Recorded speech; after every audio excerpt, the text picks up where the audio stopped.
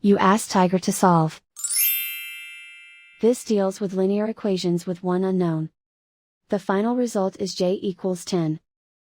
Let's solve it step by step. Simplify the expression. Expand the parentheses.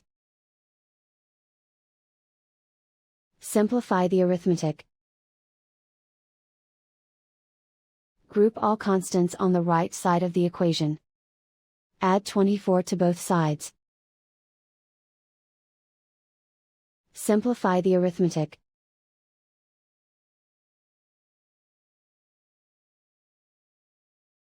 Isolate the j.